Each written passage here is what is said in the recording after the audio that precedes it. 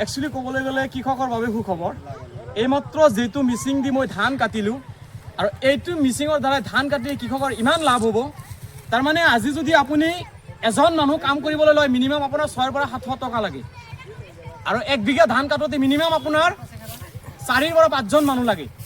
এইটো কিন্তু কথা কিন্তু একদম সত্য, 4-5জন মানুহ লাগে আৰু এই 4-5জন মানুহ দি কিন্তু 1 বিঘা কাটিব নোৱাৰে, বহুত প্ৰব্লেম হয়।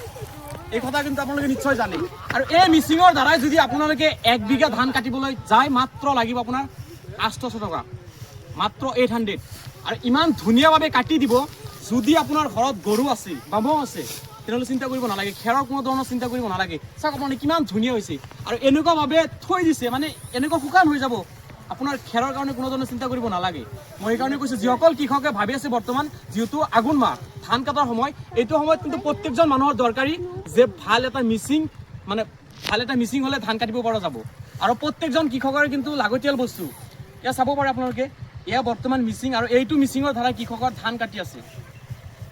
আপোনালোকে নিশ্চয় জানে যেতিয়া বানপানীৰ সময় হয় তেতিয়া যিসকল কাম কৰা মানুহ সেইসকল মানুহৰ দাম বাঢ়ি যায়, 1000-1500 টকা লাগে। কিন্তু বৰ্তমান অফ চিজন বুলিয়ে ক'ব লাগিব, যিহেতু আঘোণ মাহ আৰু এইটো সময়ত মানুহ কি হয় 1 বিঘা ধান কাটিবলৈ 6জন মানুহ লাগে বা 4-5জন এনেকুৱা মানুহ লাগে। মাত্ৰ আপোনাৰ 800 টকাত 1 বিঘা ধান কাটিব পাৰিব আৰু এজন মানুহৰ লাগে 6ৰ পৰা 700 টকা।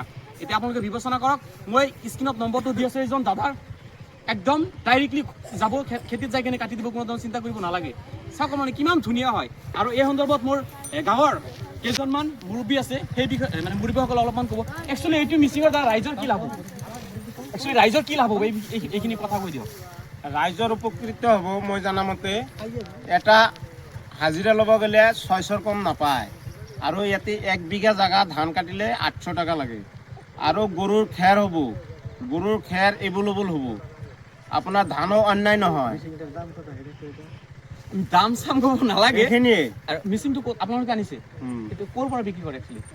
মেচিন আছে, সেইটো বেলেগ হ'ব, মিচিংটো বেলেগ। বৰ্তমান যিহেতু আমি খেতিত আছোঁ। আৰু আপুনি কিবা ক'ব নেকি ৰাইজক? ইমান এটা সুন্দৰ মিচিং আছে, এই বিষয়ে কি ক'ব ৰাইজক? ৰাইজৰ লাভ হ'ব নোৱাৰে? ৰাইজৰ লাভ হ'ব, বহুত লাভ হ'ব। আৰু আপুনি কিবা ক'ব নেকি? কম সময়ৰ ভিতৰত তাৰমানে আমাৰ 1 বিঘা ধান কাটা হয়, যাৰ কাৰণে আমাৰ এইটো লাগতিয়াল বস্তু। আৰু এখন কথা, এইসমূহ কিন্তু জিচিবিৰ মালিক অলৰেডি 4-5 টকা একজনৰ ট্ৰেক্টৰ আছে, তৎসত্বেও ৰাইজৰ লাভৰ কাৰণে এইসকল ব্যক্তিয়ে কৈ আছে। একচুৱেলি ৰাইজৰ লাভ হ'ব, কাৰণ এটা মানুহ যদি কাম কৰিবলৈ যায় মানে 6ৰ পৰা 700 টকা এটা দিনতে হাজিৰা লাগে, আৰু 800 টকাত আপোনালোকে 1 বিঘা ধান কাটিব পাৰিব। সেইকাৰণে কৈছোঁ প্ৰত্যেকজন কৃষকে ডাইৰেক্টলি এই দাদাৰ লগত যোগাযোগ কৰিব। মই স্ক্ৰীণত নম্বৰ দি আছোঁ।